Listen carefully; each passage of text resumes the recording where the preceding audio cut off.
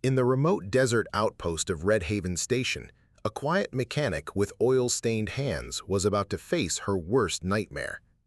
What started as routine engine maintenance took a shocking turn when she came face-to-face with a corporate security convoy rolling across the sand-swept horizon. Elena Mirov wasn't your typical frontier repair tech.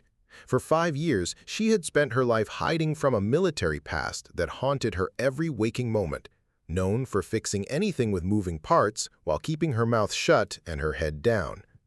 When she encountered Commander Korran's dismissive arrogance and his threat to strip away everything her community had built, she had no idea they were about to discover what she'd been constructing in the darkness beneath the station floor. Elena's decision to power up the 12-foot combat mech she'd restored in secret would lead to a confrontation that shattered every assumption about who held the real power at Redhaven. What began as a corporate takeover would become a reckoning with the past. The isolated desert station would never be the same after the night their humble mechanic revealed she was actually a legendary mech pilot, and Kova was hungry for battle. Before we jump back in, tell us where you're tuning in from, and if this story touches you, make sure you're subscribed because tomorrow I've saved something extra special for you. Elena Mirov wiped the oil from her hands for the 4th time that morning, her calloused fingers moving with practiced efficiency around the cargo hauler's engine. At 34, she had the steady hands of someone who'd spent years working with precision machinery, though most folks at Redhaven Station didn't know just how precise that work had once been. The remote desert outpost was quiet most mornings, with only the occasional cargo run or survey crew breaking the endless hum of the battered generators. Elena preferred it that way. She'd taken the job as station mechanic 5 years ago, after drifting through the outer colonies, looking for somewhere that felt far enough from everything she'd left behind. The locals knew her as the woman who showed up before dawn, fixed whatever needed fixing, and went home without much conversation. She could diagnose engine problems by sound alone, spot potential failures before they became dangerous, and had an uncanny ability to make salvaged parts work better than new ones. What they didn't know was that Elena had once been Lieutenant Elena Mirov, Orbital Defense Corps mech engineer and test pilot, with over 300 hours in combat walkers and 2 commendations for technical innovation. "Morning, Elena," called Milo Vega, the station manager, as he walked past her workstation with his usual hurried stride. "How's the hauler looking?" "Engine's running smoother than it has in months. Replaced the coolant lines and recalibrated the fuel injectors. Should give them another 1,000 hours easy." Milo paused, watching her work. There was something about the way Elena handled machinery that impressed him, a confidence that seemed to come from somewhere deeper than just mechanical training. She knew exactly which tool to reach for without looking, could spot stress fractures in metal with just a glance, and had an uncanny ability to make salvaged parts work better than new ones. What they didn't know was that Elena had once been designed the targeting system for the ODC's Phantom-class assault mechs. She'd left the Corps in 2036 after a mech malfunction she'd helped engineer killed her co-pilot during a live fire test. The official report called it operator error, but Elena knew better. The weight of that knowledge, the responsibility she'd carried for 5 years, kept her focused on simple repairs and honest work. A distant rumble made her look up instinctively, her trained eye tracking the dust plume rising from the south approach road. 3 vehicles, moving in formation at a steady pace that spoke of military discipline rather than civilian haste. Elena felt the familiar tightness in her chest, the one that came whenever she saw organized authority heading in her direction. "Looks like we're about to have company," she said, wiping her hands on her coveralls. Milo followed her gaze, squinting against the morning sun. "That's not one of our scheduled runs. Radio hasn't mentioned any official visits either." The lead vehicle was a heavy transport, dust-covered but clearly military specification. Behind it came 2 escort vehicles. Their angular profiles suggested they carried more than just passengers. As the convoy approached the station's perimeter, Elena could make out the corporate logo painted on their sides. Meridian Industrial Solutions, one of the big players in colony development. "Corporate security," Elena muttered, recognizing the type of operation from her Corps days. "Wonder what they want with a place like Redhaven." The convoy pulled to a stop near the main administrative building, and uniformed figures emerged from the vehicles with the crisp efficiency of a well-drilled unit. Their leader was a tall man with the kind of bearing that announced his authority from 50 meters away. Elena watched him survey the station with calculating eyes, taking mental notes of everything from the defensive positions to the condition of the equipment. Spread to the fuel lines. Classic Ghost Ranch methodology. Create a crisis that would overwhelm any response team. "I need 3 volunteers," she said, "and about 90 seconds to explain what we're going to do." Sergeant Moreno stepped forward without hesitation. "I'm in." Private Martinez nodded grimly. "Me too." To Elena's surprise, Private Cross raised his hand. "I know where the valve housing is. I helped install the backup system last month." Elena looked at the young soldier with new respect. "Devin, this isn't inventory management. If we mess this up, if we don't try, everybody dies anyway," Cross interrupted. "I'm in." Elena quickly outlined her plan. The pump house basement was accessible through a maintenance tunnel that ran beneath the motor pool. If they could reach the tunnel entrance and navigate the underground maze, they could approach the shutoff valve from below, avoiding the worst of the fire damage. "The tunnel system wasn't designed for emergency access," Sergeant Moreno pointed out. "It's going to be tight, dark, and probably filling with smoke." "The alternative is a fuel-air explosion that'll be visible from orbit," Elena replied. "Everyone clear on the plan?" They moved out in single file, Elena leading the way with a flashlight and her contractor's knowledge of the base infrastructure. The maintenance tunnel was exactly as cramped and uncomfortable as Moreno had predicted, but Elena navigated the turns with the confidence of someone who had memorized the base schematics during her first week on the job. The tunnel brought them up inside the pump house foundation, where they could hear the fire raging overhead. The emergency valve was located behind a steel access panel that should have been locked, but had been deliberately damaged. Another ghost wrench signature. "The valve's been tampered with," Elena said, examining the mechanism by flashlight. "Someone welded the hand wheel in place." "Can you fix it?" Cross asks. "I can fix it, but I need you 3 to get back to the tunnel entrance and wait for my signal. When this valve closes, the pressure differential is going to cause some interesting mechanical failures." "We're not leaving you here," Moreno said flatly. "Sergeant, that's an order from someone with higher clearance than you've ever seen. Go, now."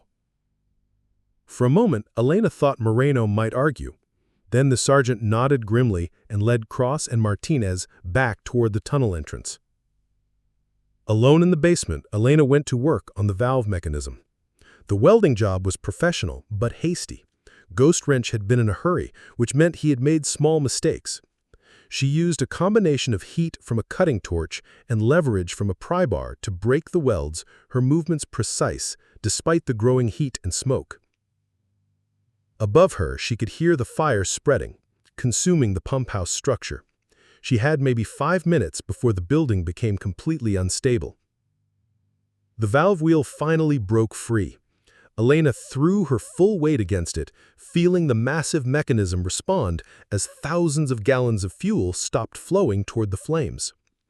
The pressure drop would cut off the fire's fuel source, but it would also cause a series of pressure waves throughout the system.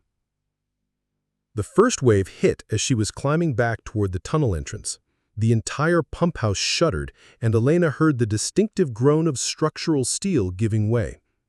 She made it to the tunnel just as the building's roof collapsed, sending a shower of sparks and debris down the access shaft. She emerged from the tunnel to find the fire crews already gaining control of the blaze.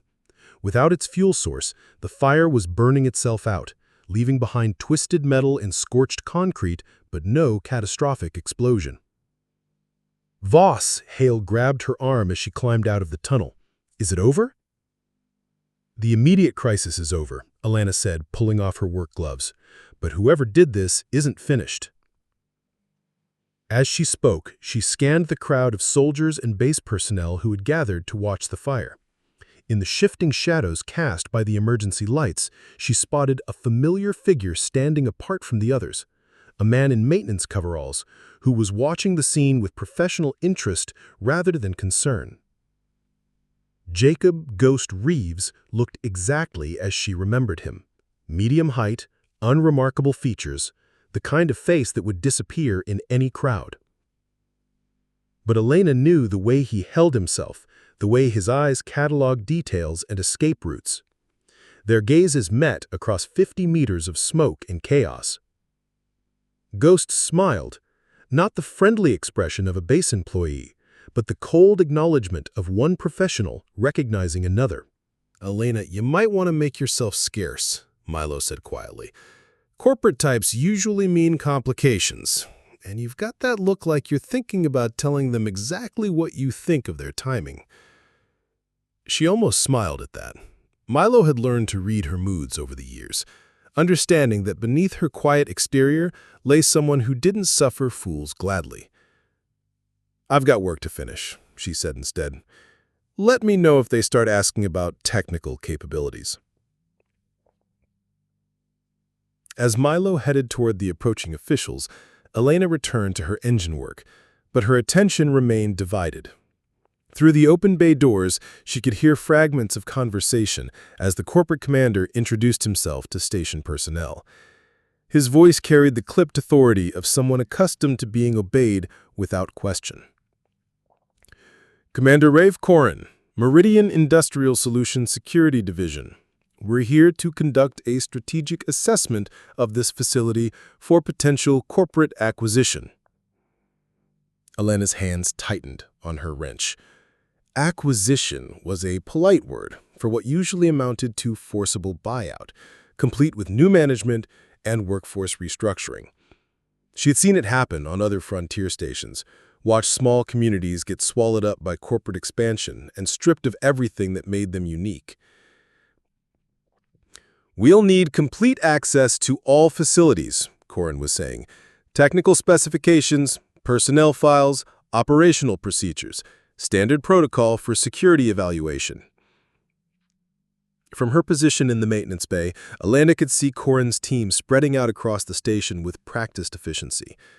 They moved like soldiers, which most of them probably were, but there was something different about corporate military contractors. They had the training and equipment of professional forces, but without the broader perspective that came from serving something larger than a profit margin. One of the team members, a young woman with technical insignia on her uniform, paused near Elena's workstation. She had curious eyes and the slightly overwhelmed look of someone new to field operations. "Excuse me," the woman said politely. "I'm Tamsin Rhee, Meridian Technical Specialist. Commander Korran wants an inventory of all major equipment. Could you tell me about the maintenance capabilities here?" Elena straightened, wiping oil from her hands again. "Basic mechanical repair, electrical systems, some fabrication work, nothing too sophisticated."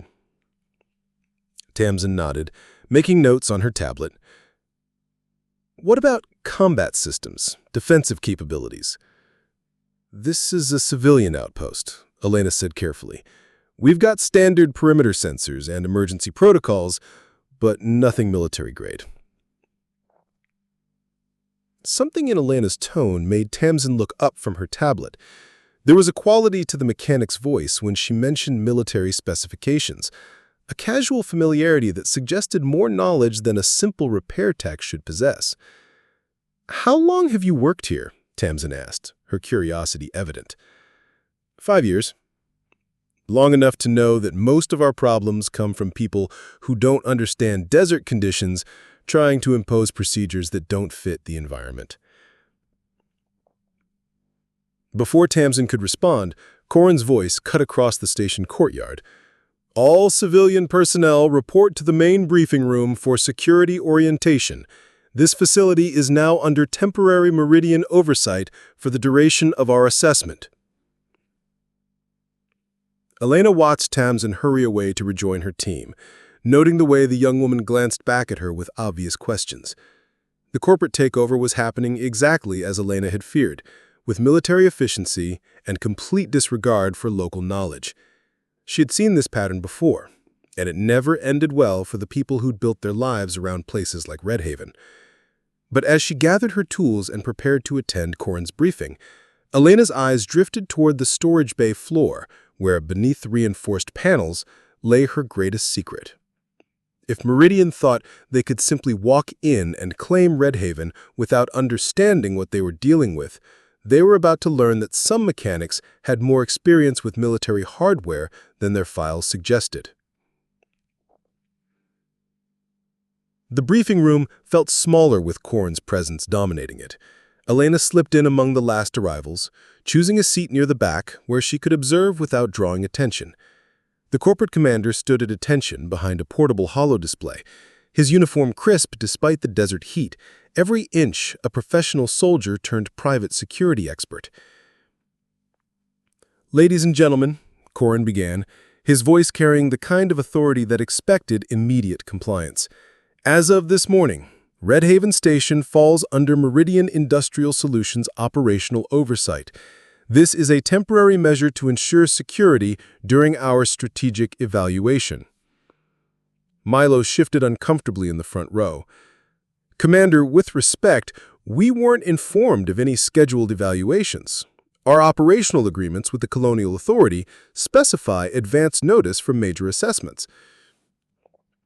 Korran's smile was polite, but cold. "The Colonial Authority has granted Meridian expanded development rights in this sector.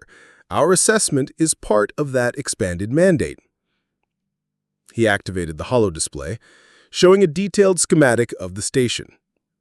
"During our evaluation period, all civilian will follow updated security protocols. Civilian access to critical systems will be restricted to essential maintenance only, and all major repairs must be approved through our technical staff." Elena felt her jaw clench. Restricting access to critical systems during desert weather season was like asking for catastrophic failure. The station's aging infrastructure required constant monitoring and quick response to developing problems. Corporate protocols that looked good on paper could get people killed when a cooling system failed during a heat storm. "Commander," she said, rising from her seat, "restricting maintenance access during this time of year is dangerous. We get temperature swings that can stress systems beyond normal parameters. If we can't respond immediately to developing problems—" Korran turned toward her with the expression of someone unused to being interrupted by subordinates. "And you are—" "Elena Mirov, station mechanic. I've maintained these systems for 5 years. I know their failure patterns." "Miss Mirov," Korran said, with the tone he might use for an overeager child, "I appreciate your local perspective, but Meridian has extensive experience with colonial infrastructure management. Our procedures are based on corporate standard protocols developed by teams of specialists." Elena felt the familiar frustration of watching expertise dismissed in favor of procedure. Corporate standards don't account for local environmental factors.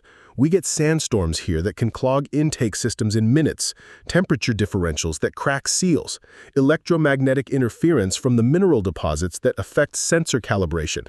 Your specialists have probably never dealt with— "Miss Mirov," Korran interrupted smoothly, "I'm sure your concerns seem valid from your perspective.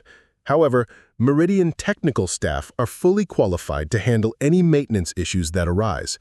Our specialists have degrees from the finest engineering institutions and certifications from the Colonial Technical Authority." The dismissal was complete and professional, the kind that made it clear the conversation was over. Elena sat back down, but not before catching Tamsin Rhee's eye. The young technician was watching the exchange with obvious interest, taking notes that Elena suspected had little to do with station inventory. Korran continued with his briefing, outlining new access restrictions, communication protocols, and operational procedures. Each new rule demonstrated a complete lack of understanding of how Redhaven actually functioned. The station ran on informal cooperation and flexible response to changing conditions. Imposing rigid hierarchy and approval processes would cripple their ability to handle routine emergencies. Furthermore, Korran was saying, all external communications will be monitored and logged. This includes personal messages, supply requests, and technical consultations, standard security procedure for facilities under evaluation. "What about weather warnings?" asked Jonas Pike, the young cargo pilot whose ship was currently docked for routine maintenance. "I've got runs scheduled that depend on storm tracking data from the Regional Weather Service. All necessary operational information will be provided through Meridian channels. Our meteorological services are comprehensive and professionally maintained." Elena almost laughed at that. Meridian's meteorological services were probably excellent for urban environments and established trade routes, but they'd be useless for predicting the micro-weather patterns that made desert flying so dangerous. The corporate weather models wouldn't account for the way mineral deposits in the local mountains created unexpected wind shear, or how temperature inversions could form deadly downdrafts with almost no warning. After the briefing dispersed, Elena found herself walking alongside Milo toward the maintenance bay. The station manager looked like a man trying to process too much bad news at once. 5 years building this place into something that works, and they want to turn it into another corporate processing station. "They don't understand what makes Redhaven function," Elena said quietly. "They see inefficiency where there's actually adaptation. They want to replace local knowledge with universal procedures." Milo glanced at her sideways. "You seemed pretty familiar with corporate takeover tactics in there. Most mechanics wouldn't think in terms of environmental factors and system integration." Elena shrugged, deflecting the implied question. "You pick things up when you've worked enough different places. I've seen what happens when people try to impose standard solutions on non-standard problems." They reached the maintenance bay as Tamsin Rhee emerged from the equipment storage area, tablet in hand and expression thoughtful. She approached them with the careful politeness of someone navigating unfamiliar social territory. "Miss Mirov," Tamsin said, "I was wondering if you could walk me through the station's environmental control systems. I want to make sure our maintenance protocols are appropriately calibrated." Elena studied the young woman's face. Tamsin had the look of someone genuinely interested in understanding, rather than simply following orders. "The environmental systems are integrated with the power grid and the structural monitoring network. You can't maintain one without understanding how it affects the others." "That's exactly what I was hoping you'd say. Most of the facilities I've worked on have modular systems where each component operates independently. This seems much more sophisticated." "Sophisticated might be overstating it," Elena said with a slight smile. "More like jury-rigged out of necessity. When you're 3 days from the nearest supply depot and working with salvage components, you learn to make everything work together." As they spoke, Elena noticed Tamsin's questions becoming more technical, probing deeper into system specifications and maintenance procedures than a routine inventory would require. The young technician was clearly trying to understand not just what Redhaven had, but how it actually worked. "You mentioned electromagnetic interference from mineral deposits," Tamsin said, consulting her notes. "That would affect sensor accuracy and communication reliability. How do you compensate for that?" Elena found herself impressed, despite her wariness. "Local calibration algorithms mostly developed through trial and error. We've mapped the interference patterns and created compensation factors for different atmospheric conditions." "That's actually quite sophisticated," Tamsin said. "Most standard systems would just accept reduced accuracy rather than developing local solutions. Standard systems assume you have backup options and regular supply runs. Out here, if something breaks and you can't fix it, people die. You learn to be creative." Their conversation was interrupted by the arrival of one of Korran's security specialists, a stern-faced man who looked like he'd stepped directly from a military manual. "Miss Syrie," he said formally, "Commander Korran wants your preliminary assessment of critical systems. He's planning operational modifications for tomorrow's security sweep." Tamsin glanced at Elena, then back at the security specialist. "I'll need more time to complete a proper assessment. The systems here are more integrated than our standard protocols account for." The man's expression didn't change. "The commander expects preliminary recommendations within the hour. Corporate schedule takes priority over local complications." As he walked away, Elena saw something shift in Tamsin's expression. The young technician was beginning to understand the gap between corporate expectations and operational reality. It was a gap that Elena had seen destroy both equipment and lives. "Miss Syrie," Tamsin said quietly, "what would happen if someone tried to implement standard isolation protocols on the environmental systems?" Elena considered the question seriously. "Depends on the weather. On a good day, you might just lose efficiency. During a heat storm or a dust front, you could lose life support in whole sections of the station." Tamsin nodded slowly, making notes. Elena could see her weighing professional obligations against practical knowledge, the kind of choice that would define what kind of technician she would become. "I appreciate your insights. I hope Commander Korran will appreciate the importance of local expertise." Elena watched the young woman walk away, knowing that Tamsin was about to discover that corporate hierarchies weren't designed to accommodate inconvenient expertise.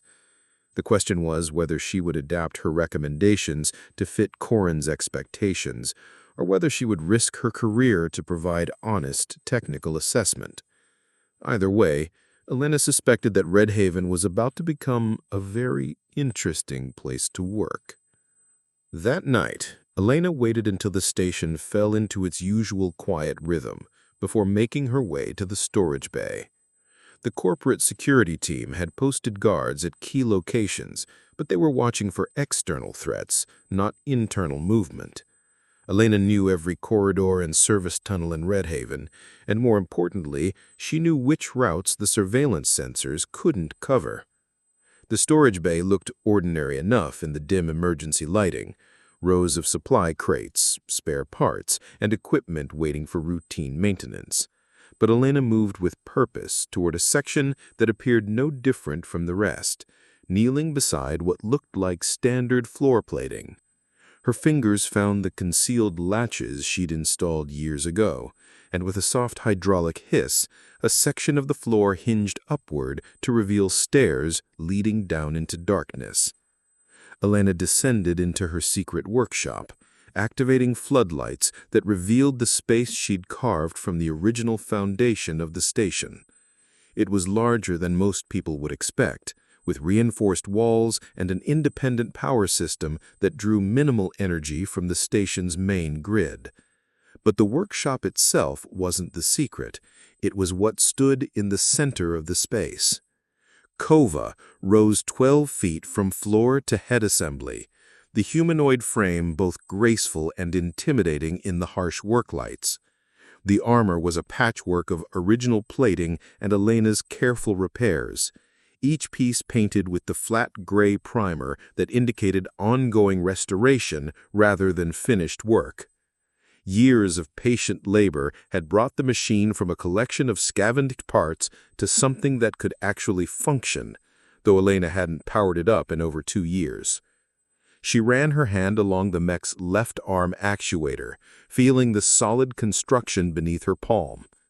Kova was built around a Titan-class chassis, one of the last designs produced before the Orbital Defense Corps shifted to lighter, more specialized platforms. The frame had been designed for durability rather than speed, capable of carrying heavy weapons and surviving prolonged combat operations. Elena had found it in pieces in a salvage yard near the jump point, officially listed as scrap metal, but actually containing most of the components needed for restoration. "Still beautiful," she whispered to herself, noting the way the light played across the mech's angular surfaces. The workshop around Kova contained the accumulated tools and knowledge of 5 years' secret work. Technical manuals spread across every surface, some official Orbital Defense Corps documentation, and others handwritten notes from Elena's own research. Technical specifications, wiring diagrams, theoretical modifications, all the evidence of someone who understood military hardware at a level far beyond routine maintenance. Elena pulled up a diagnostic display on her workshop computer, running through Kova's system status out of habit rather than necessity. Everything showed green, Power systems online, hydraulics pressurized, weapon mounts configured for defensive operation. The mech was ready to walk and fight, had been ready for months. The only thing missing was a pilot willing to climb into the command seat.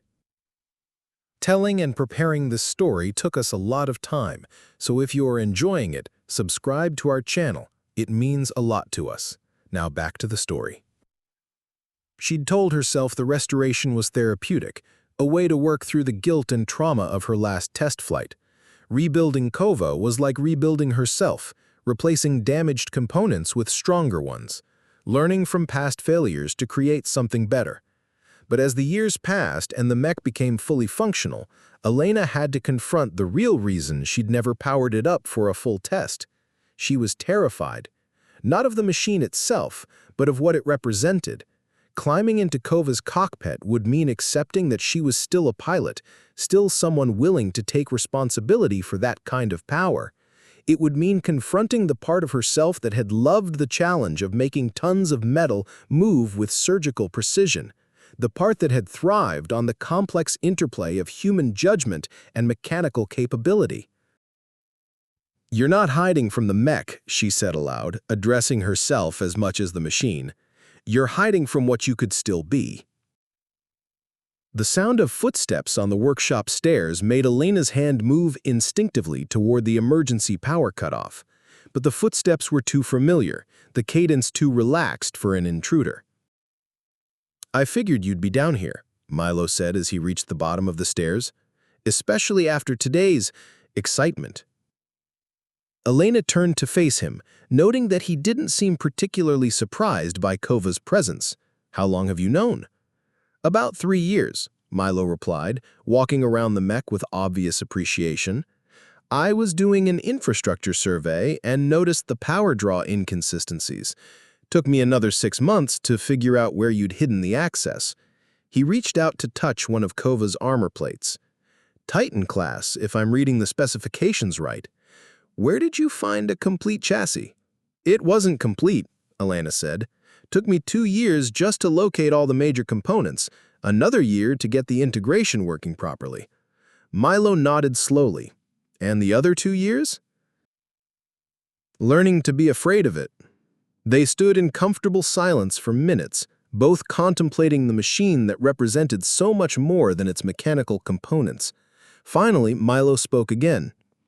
"Elena, I need to ask you something and I need you to answer honestly.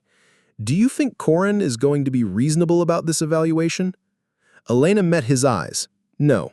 I think he's going to follow corporate protocol regardless of local conditions, and when something goes wrong, he's going to blame civilian incompetence rather than procedural inflexibility."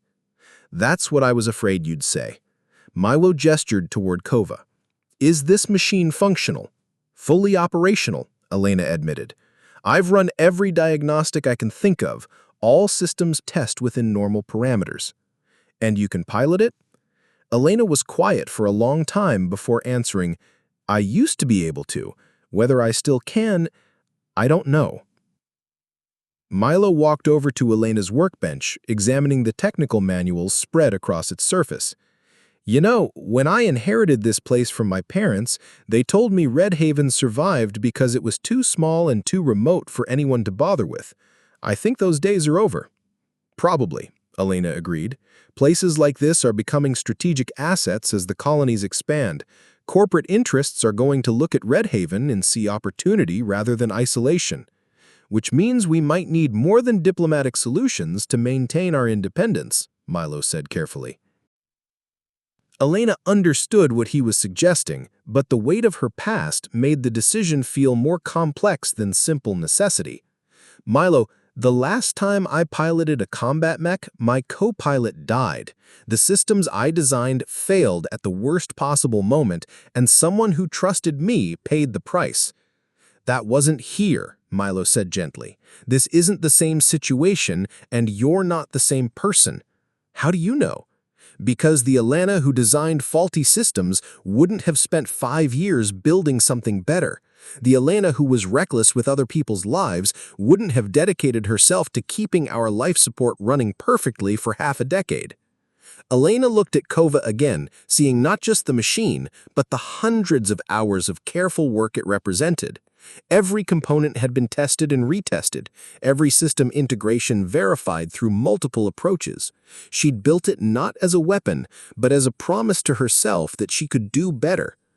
"I'm not saying you should go looking for trouble," Milo continued, "but if trouble comes looking for us, it would be good to know that we have options." As if summoned by his words, the workshop's communication system chimed with an incoming message from the station's main hub. Elena activated the display, revealing a weather service alert that made her blood run cold. "Severe storm system approaching from the southwest," she read aloud.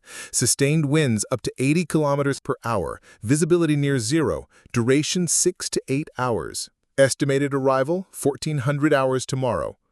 Milo whistled low. Right in the middle of Korran's planned security sweep. He's going to want to maintain normal operations despite the weather. Elena was already pulling up meteorological data on her secondary screens, analyzing wind patterns and atmospheric pressure readings. "This is going to be bad, Milo. The kind of storm that turns minor equipment failures into life-threatening emergencies. If Korran tries to run standard procedures during this weather, people are going to die," Milo finished. They looked at each other, then at Kova, understanding that the machine might represent more than just Elena's personal redemption. In a few hours, it might represent Redhaven's only hope for survival. "I'll try talking to him tomorrow morning," Milo said. "Maybe I can convince him to postpone the security operations until after the storm passes." Elena nodded, though she doubted Korran would be receptive to local weather concerns. Corporate security operations followed schedules developed far from frontier conditions, and commanders like Korran built their careers on meeting those schedules regardless of circumstances. "And if he won't listen?" she asked. Milo looked at Kova one more time before heading back toward the stairs. "Then I guess we'll find out whether you're still a pilot." After he left, Elena stood alone with her creation, contemplating the choice that was rapidly approaching. Tomorrow's storm would test more than just Redhaven's infrastructure. It would test whether she could become the person her community needed her to be. She reached out and placed her hand on Kova's cockpit hatch, feeling the cool metal beneath her palm. Somewhere beneath her fear and guilt, she could feel the old instinct stirring, the pilot's understanding of three-dimensional space and mechanical systems that had once made her one of the Corps' most promising test pilots. "If I do this," she said quietly to the machine, "we do it right. No mistakes this time. No one else dies because of my choices." Kova stood silent in the harsh work lights, waiting for a pilot who was finally ready to accept what she had always been.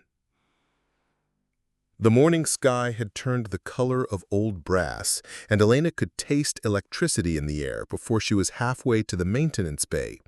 She'd seen weather like this before, the kind that turned routine operations into survival exercises and exposed every weakness in both equipment and leadership. The atmospheric pressure readings on her personal scanner confirmed what her instincts already knew. They had maybe 4 hours before conditions became dangerous for anyone caught in the open. Korran's security team was already preparing for their planned perimeter sweep, checking equipment and reviewing tactical displays with the methodical efficiency of professionals who'd never operated in desert storm conditions.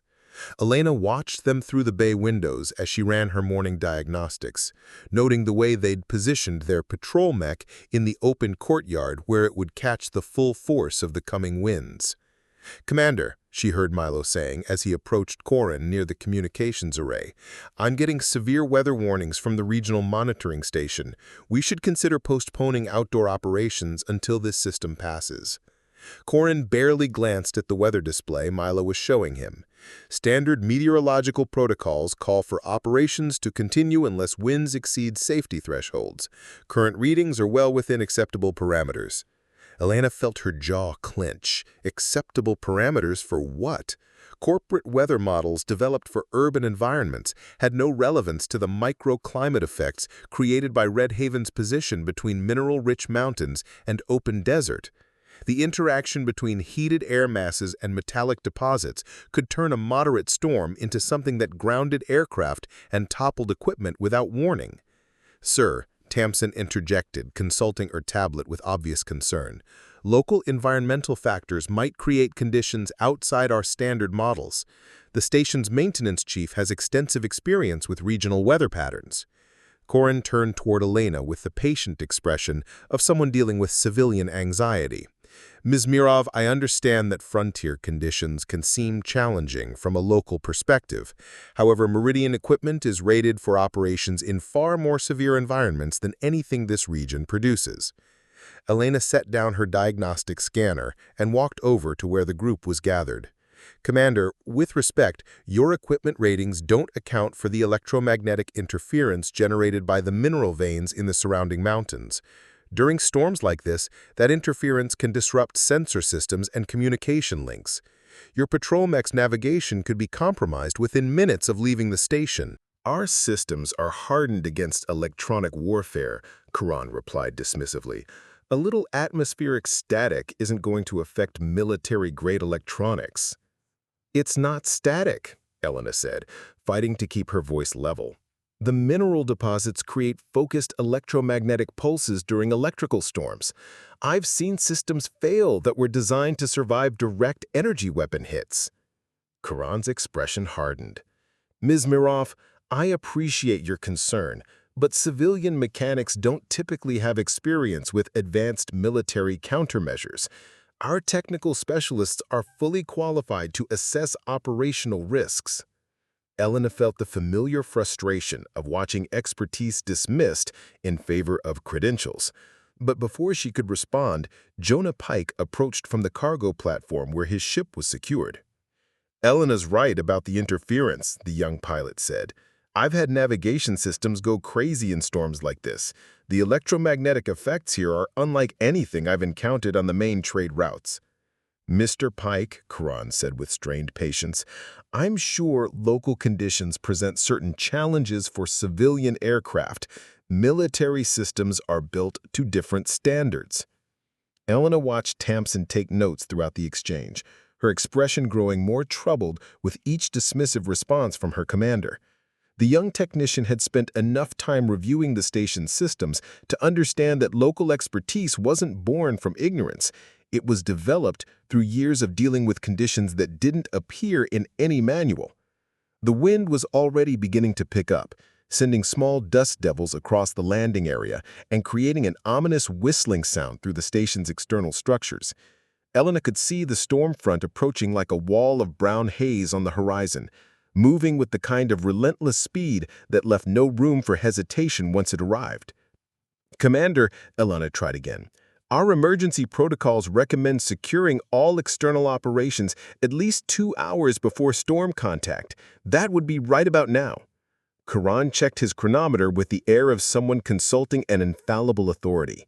"Our operational schedule calls for perimeter security sweeps every 8 hours. The next sweep is due in 40 minutes, and we'll maintain that schedule regardless of weather conditions. Discipline and consistency are what separate professional operations from civilian improvisation." Elena felt something cold settle in her stomach as she realized Korran wasn't just being stubborn. He was genuinely convinced that corporate procedures would somehow override local environmental realities. She'd seen this kind of thinking before, usually right before it got people killed. "Sir," Elena said, making one last attempt, "if your mech gets caught in the wind shear that forms between those mountain peaks during storms like this, it could be thrown off balance or even knocked down. The electromagnetic interference will blind your sensors right when you need them most." "Ms. Mirov," Korran said with finality, "your concerns are noted and dismissed. We'll proceed with standard operations." As the group dispersed, Elena caught Tamsin's eye and saw something that looked like apology mixed with growing alarm.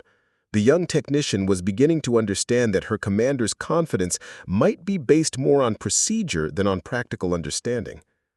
Elena returned to her workshop, but her attention remained focused on the approaching storm and the disaster she could see building with mechanical inevitability.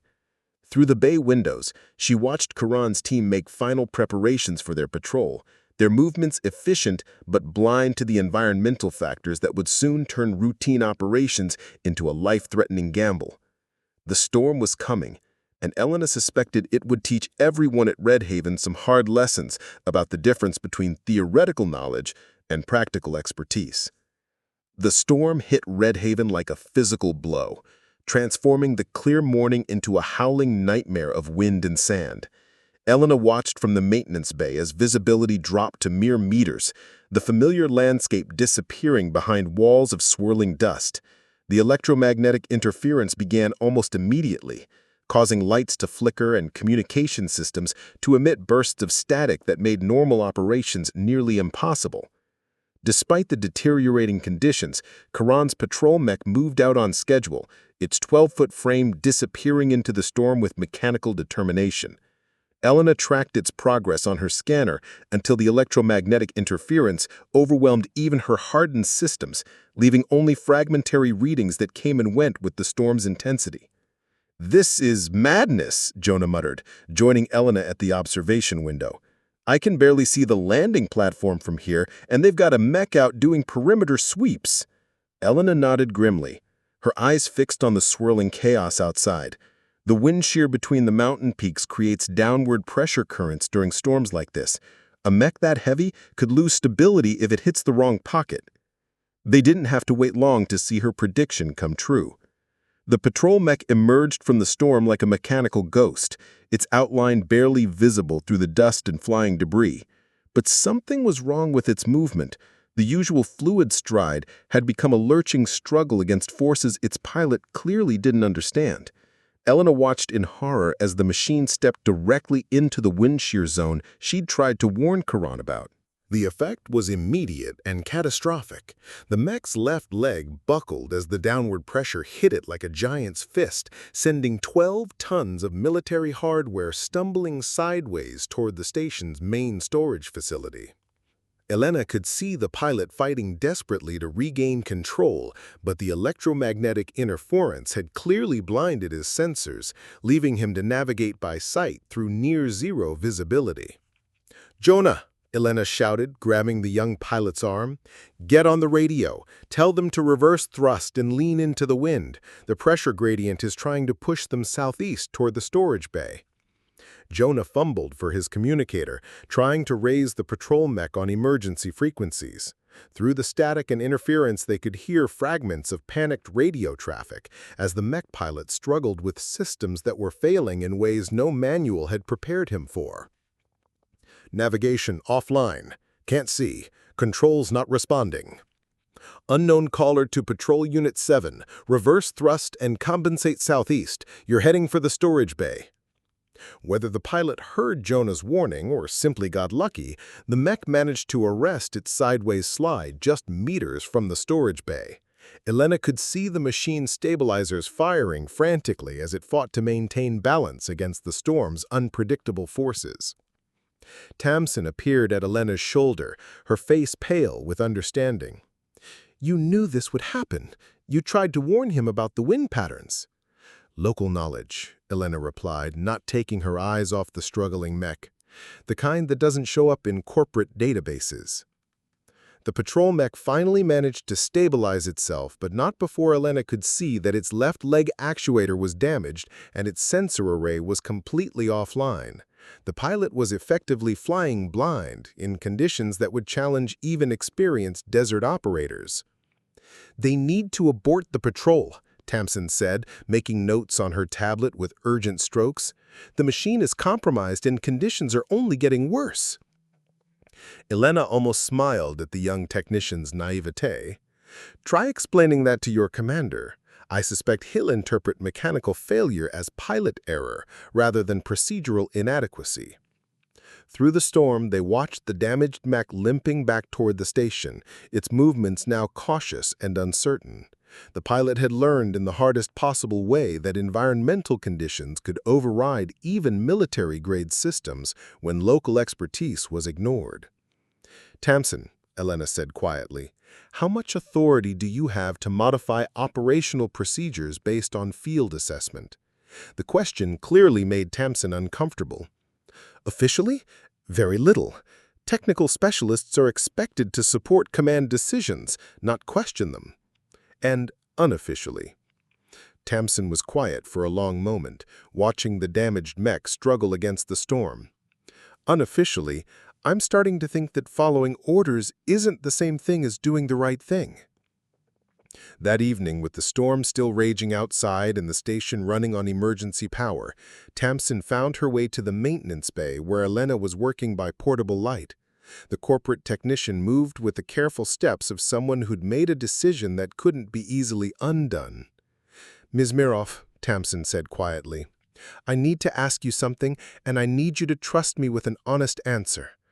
Elena looked up from the power coupling she was repairing, noting the serious expression on Tamsin's face. "What kind of question?" "The kind that could get us both in trouble." Tamsin pulled out her tablet and showed Elena a technical schematic. "I've been reviewing your maintenance logs for the past 5 years. Your modifications to the station's systems show an understanding of military-grade integration that most civilian mechanics wouldn't possess." Elena felt the familiar tightness in her chest, the one that came whenever her past threatened to surface. But something in Tamsin's manner suggested genuine curiosity rather than official investigation. "Tamsin, why are you asking these questions?" "Because tomorrow, Commander Korran is planning to implement full corporate protocols regardless of today's equipment failure. He's convinced that better procedure will solve what he sees as technical inadequacy." Tamsin's voice dropped even lower. "And because I think you're the only person at this station who could stop him if things go badly wrong." Elena was quiet for a long time, weighing the risks of trust against the growing certainty that Korran's inflexibility would lead to disaster. Finally, she made a decision that would change everything. "Follow me," she said, leading Tamsin toward the storage bay. The descent into Elena's hidden workshop felt like crossing a threshold neither of them could uncross. When the floodlights revealed Kova standing in mechanical splendor, Tamsin's intake of breath was audible even over the storm's muffled roar. "Titan-class combat walker," Tamsin whispered, circling the mech with obvious awe. "Fully restored, military specification systems, but the modifications—" She paused, studying the mech's weapon mounts and sensor arrays. "These aren't standard configurations. This is custom work." Elena watched Tamsin examine Kova with the eye of someone who understood advanced mechanical systems. "I found the chassis in a salvage yard 5 years ago. It's taken me this long to restore it to full operational status." The level of integration required for this kind of restoration, Tamsin shook her head in amazement. You'd need advanced training in military systems, access to technical specifications that aren't available to civilians, and fabrication skills that go far beyond routine maintenance. All of which brings us back to your original question, Elena said. Yes, there's more to my background than I've shared. I used to be Lieutenant Elena Mirov, Orbital Defense Corps, mech engineer and test pilot until 2036. Tamsin's eyes widened. What happened in 2036? Elena felt the familiar weight of guilt settle in her chest. Systems integration failure during a live fire test. My co-pilot died because of design flaws I'd helped create. I left the Corps and spent 5 years trying to forget I'd ever been a soldier. But you built this instead, Tamsin said, gesturing toward Kova. I told myself it was therapy, a way to work through the guilt by building something better. Elena ran her hand along Kova's arm actuator. The truth is more complicated. I think part of me always knew that someday I might need to be a soldier again. Tamsin was quiet for several minutes, absorbing the implications of Elena's revelation. When she finally spoke, her voice was carefully controlled. Elena, there's something you need to know about Meridian's plans for Redhaven. Commander Korran's evaluation isn't just about corporate acquisition, it's about conversion to a fully automated facility. If we determine that the station can function without civilian personnel, those personnel will be relocated to other colonies. Elena felt ice form in her veins. Relocated voluntarily? The official term is strategic redeployment for optimal resource utilization, Tamsin said grimly. The unofficial term is whatever it takes to clear the facility for corporate operations. Elena stared at Kova, understanding that her choice was becoming simpler and more terrible with each revelation. Redhaven wasn't just facing corporate takeover. It was facing the complete destruction of the community Milo's family had built over decades.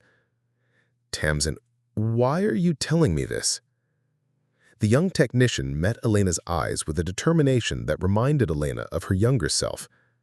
I joined Meridian to work on advanced engineering projects, not to help destroy communities that work, because I've spent enough time here to understand that Redhaven functions because of local expertise, not despite it. And because I think you're the only person here with the capability to protect this place if Commander Korran decides to accelerate the relocation timeline. Elena looked at Kova again, seeing not just a machine, but a choice between the quiet life she'd built and the responsibility she'd been trying to avoid. If I do this, she said quietly, there's no going back. Once I pilot Kova in a hostile situation, everyone will know what I really am. Maybe, or maybe they'll know what you've become. The massive storm system that engulfed Redhaven during the night was unlike anything in Elena's 5 years at the station. By morning, sand had infiltrated every seal and crevice. The communication array was completely offline, and the electromagnetic interference had reached levels that made even hardened military systems unreliable. They were effectively cut off from the outside world, with no way to request support and no way to verify whether Meridian's corporate protocols were still in effect. Korran's response was predictably inflexible. Rather than adapting to emergency conditions, he declared martial oversight of the station and implemented what he called crisis management procedures. All station personnel will report to designated areas for accountability and resource management. Civilian access to critical systems is suspended until corporate technical staff can verify operational integrity. Elena listened to the announcement from her maintenance bay, where she was running diagnostics on systems that Korran's people didn't even know existed. The irony wasn't lost on her. While the corporate team struggled with basic storm damage, she was maintaining life support and power distribution through modifications that didn't appear on any official schematic. Milo appeared at her workstation with the grim expression of someone bearing bad news. Elena, we've got problems. Korran's people are taking inventory of all critical resources, including the backup power cores. They want to centralize power distribution under corporate control. Elena looked up from her diagnostic display. Centralizing power distribution will create single points of failure throughout the station. If they try to route everything through their main control center, that's what I told them. Korran said civilian concerns would be addressed once proper authority was established. Milo's voice carried a mixture of frustration and growing anger. Elena, if they take control of the power cores and something goes wrong with their centralized system, we'll lose life support in whole sections of the station. Elena felt the familiar certainty that comes when theoretical problems become imminent reality. Korran's rigid adherence to corporate procedure was about to create exactly the kind of catastrophic failure that frontier communities feared most: death by bureaucracy. How much time do we have before they implement the new power distribution? 6 hours, maybe less. They're treating this as an emergency corporate acquisition rather than a temporary evaluation. Elena stared at her diagnostic readings, seeing not just system status, but the interconnected vulnerabilities that Korran's people would never understand. Redhaven's power grid was designed for redundancy and flexibility, with multiple backup routes and fail-safes that required constant monitoring and adjustment. Corporate protocols that looked efficient on paper would eliminate the very adaptability that kept the station functional during emergencies. Milo, she said quietly, I need you to gather everyone who's not under direct corporate supervision. Jonah, the maintenance crew, anyone who knows how the station really works. Milo studied her face, recognizing something that hadn't been there before. Elena, what are you planning? I'm planning to protect this place and these people, whatever that takes. An hour later, Elena found herself in the station's secondary conference room with a small group that represented Redhaven's real operational expertise. Jonah sat near the emergency communication console, monitoring what little traffic could get through the interference. The maintenance crew, 3 experienced technicians who'd learned to keep aging systems running through improvisation and skill, occupied the remaining chairs. "Here's the situation," Elena said without preamble. "Korran's implementation of corporate protocols is going to cripple our ability to maintain critical systems during emergency conditions. If we let him centralize power distribution without maintaining manual overrides, people are going to die when something goes wrong." "Can we convince him to modify the protocols?" asked Sarah Chen, the senior life support technician. Elena shook her head. "I've tried. He's convinced that corporate procedures will solve problems he doesn't understand exist. He sees local expertise as an efficiency rather than adaptation." Jonah looked up from the communication console. "Elena, are you talking about some kind of resistance? Because if Meridian decides we're interfering with corporate operations, then they'll accelerate the relocation timeline." Elena finished. "Tamsin told me about their real plans. If Korran determines that civilian personnel are obstructing corporate efficiency, he's authorized to remove us from the station entirely." The room was quiet for several minutes as everyone absorbed the implications. Finally, Milo spoke into the silence. "Elena, 5 years ago you came here looking for a place to disappear. We respected that, and you've been a good friend to this community. But if you're about to suggest what I think you're suggesting, we need to know. Are you still just the station mechanic, or are you something more?" Elena met his eyes, knowing that her answer would define not just her own future, but the future of everyone at Redhaven. She thought about Kova, waiting in the darkness beneath the storage bay. She thought about Tamsin's growing understanding that following orders and doing the right thing weren't always the same thing. She thought about the people who'd trusted her to keep their systems running, who'd never asked about her past because they cared more about her present. "I used to be Lieutenant Elena Mirov, Orbital Defense Corps, mech pilot and engineer until I made mistakes that cost lives. I came here to hide from that, but I think hiding time is over." The admission hung in the air like a challenge. Elena could see the others processing the revelation, understanding that their quiet mechanic had capabilities they'd never imagined.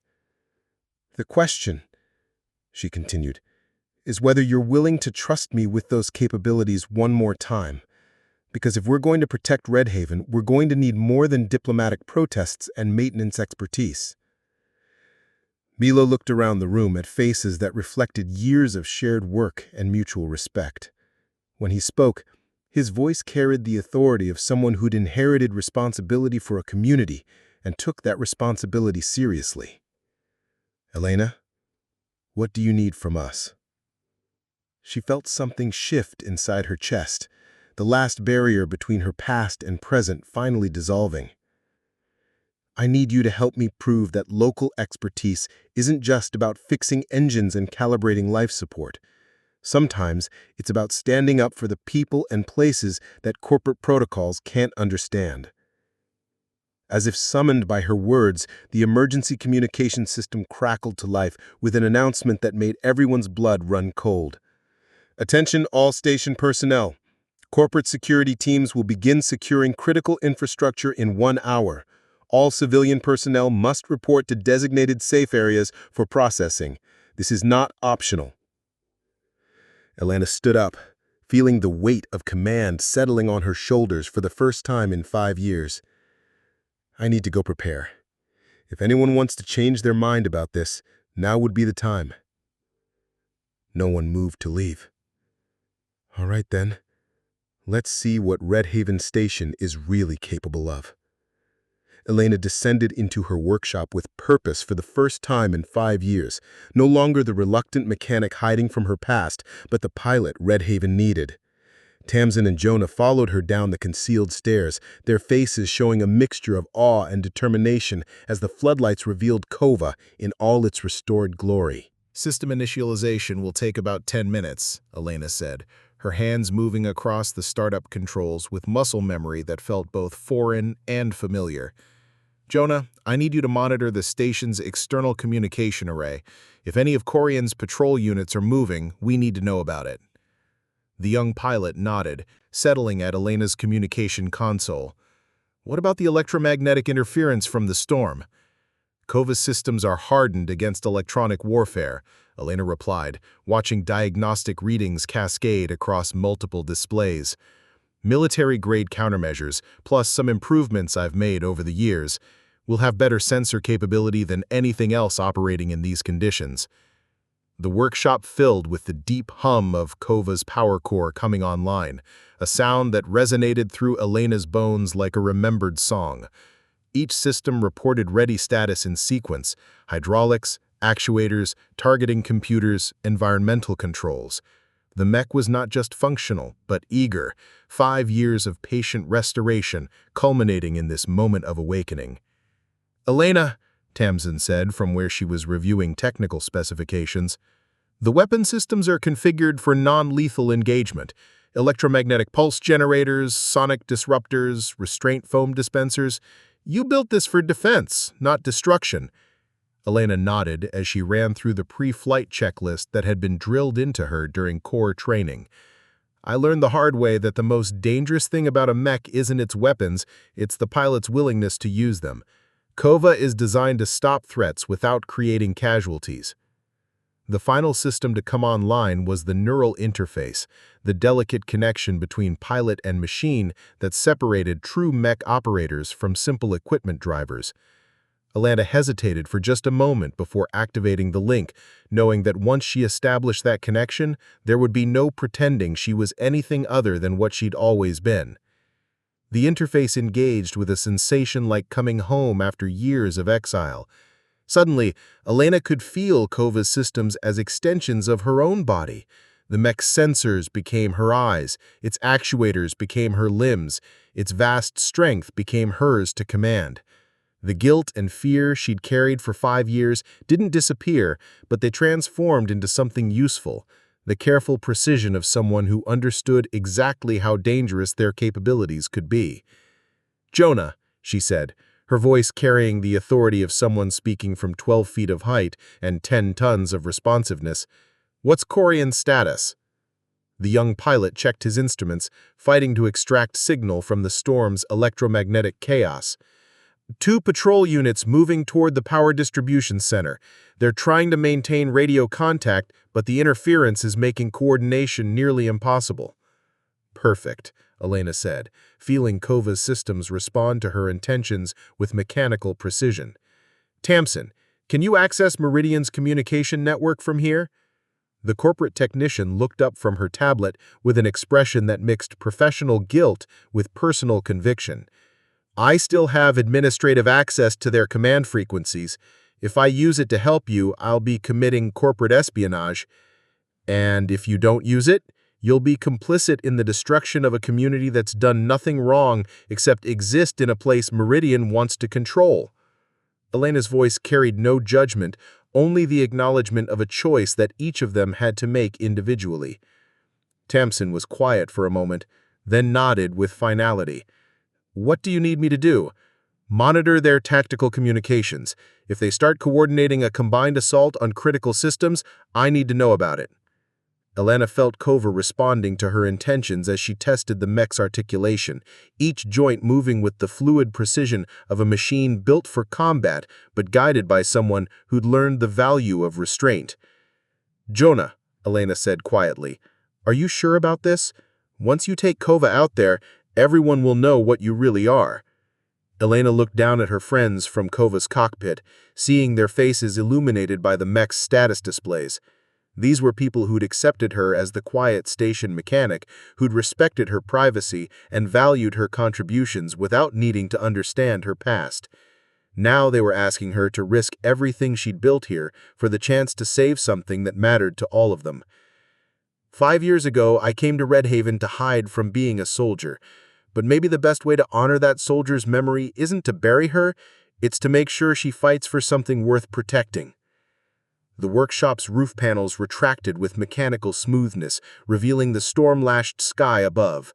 Sand and wind howled through the opening, but Kova's environmental systems automatically compensated, maintaining perfect stability despite the chaotic conditions outside. "Kova systems fully operational," Elena announced, feeling the mech's eagerness to move transmitted through every neural pathway. "Time to remind everyone that Redhaven Station has teeth." As Elena guided Kova up the concealed lift that brought the mech to ground level, she felt the last of her reluctance fall away. She was no longer Elena Mirov, the mechanic, trying to forget Elena Mirov, the pilot. She was both, and that combination made her exactly what Redhaven needed. The storm welcomed her like an old friend, and for the first time in 5 years, Elena smiled as she prepared for battle. Kova moved through the storm like a force of nature given mechanical form, its 12-foot frame cutting through wind and sand with determination that impressed even Elena. The mech's sensors painted a detailed picture of the battlefield despite conditions that had blinded every other system at the station, revealing Korran's patrol units converging on the power distribution center with military precision. "Elena, I've got 2 corporate mechs approaching from the southeast. They're moving slowly, probably having navigation problems in the interference." "I can see them," Elena replied, watching the enemy signatures appear on Kova's tactical display. Both mechs were standard corporate patrol units, faster than Kova but lighter armored and less sophisticated. More importantly, their pilots were trained for urban security work, not desert combat in extreme weather conditions. Elena positioned Kova behind a maintenance shed that provided both concealment and a clear line of approach to the power center. Through the mech's enhanced vision systems, she could see Korran's forces struggling with exactly the environmental challenges she'd tried to warn them about. Their sensors were compromised by electromagnetic interference, their coordination was breaking down due to communication problems, and their movement was awkward and uncertain in the shifting winds. "Tamsin," Elena said. "What's their tactical chatter saying?" "They've lost contact with base command," Tamsin replied, her voice tight with concentration as she monitored multiple communication channels. "The patrol leaders are arguing about whether to proceed with the original plan or abort and regroup." Elena felt a familiar tactical clarity settle over her mind, the same focus that had made her a successful test pilot before guilt and trauma drove her into exile. She could see the entire engagement playing out in 3-dimensional space, understanding not just where her opponents were, but where they would need to go and what they would try to accomplish. "Jonah, I need you to be my eyes for anything the sensors can't penetrate. The storm creates blind spots that could hide approaching threats." "Copy that," the young pilot replied. "Elena, you should know, watching you work is incredible. It's like Kova isn't a machine you're operating, it's just an extension of who you are." Elena smiled at that, remembering why she loved piloting in the first place.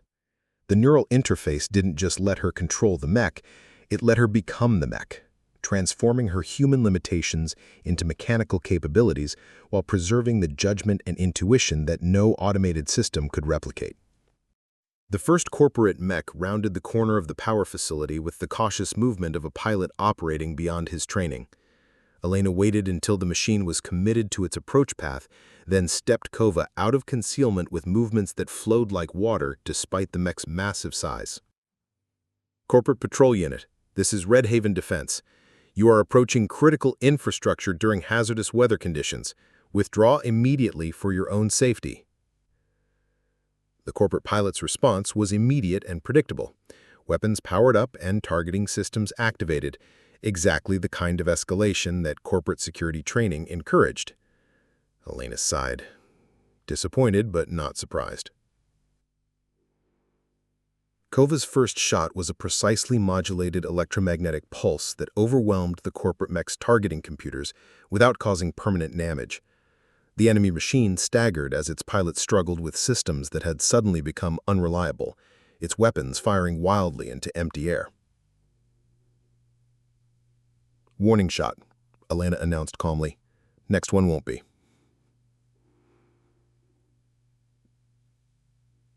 The second corporate mech arrived just in time to see its partner stumbling blindly through equipment that cost more than most colonies' annual budgets.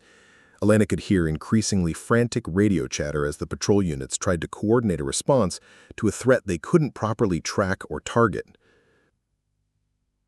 Elena. Tamsin's voice cut through the communication channel. Korran is ordering both patrol units to engage with maximum force. Civilian safety is no longer a consideration. Tamsin, she said, what's Korran's response to losing his patrol units? There was a long pause before Tamsin replied, and when she did, her voice carried a mixture of relief and vindication. He's demanding immediate reinforcement from regional command. But Elena, they're not responding. The storm has knocked out communication with anyone outside Redhaven's immediate area. Elena smiled inside Kova's cockpit, understanding that Korran had finally encountered a situation that corporate protocols couldn't solve. Then I guess it's time for the commander to learn some lessons about local expertise. The storm cleared as abruptly as it had arrived, revealing a landscape scoured clean by wind and sand. Elena stood beside Kova in the morning sunlight, the mech's armor plates gleaming despite the battering they'd taken during the night's engagement. Around them, Redhaven Station's personnel emerged from shelter to assess damage and begin the familiar process of recovery that followed every major weather event. Korran approached across the station courtyard with the measured pace of someone who'd spent the night reconsidering his assumptions. His uniform was rumpled, his usual confidence replaced with something that looked suspiciously like professional humility. "Miss Mirov," he said formally, "I believe we need to discuss operational procedures." Elena looked down at him from beside Kova's imposing frame, noting that he no longer seemed quite so certain that civilian expertise was irrelevant to military operations. "I'm listening, Commander." "Your intervention last night prevented what could have been a catastrophic failure of critical systems," Korran admitted with obvious reluctance. "My patrol units were operating beyond their environmental capabilities, and your warning about local weather conditions proved accurate in ways that our standard protocols didn't anticipate." "Local knowledge tends to be useful in local situations," Elena replied mildly. Korran studied Kova with the eye of someone who'd spent his career around military hardware. Titan-class chassis, military-grade systems, but the modifications are clearly custom work. This represents a significant investment in capability that goes beyond defensive necessity. Elena ran her hand along Kova's actuator arm, feeling the solid construction beneath her palm. It represents 5 years of someone trying to build something better than what they'd destroyed.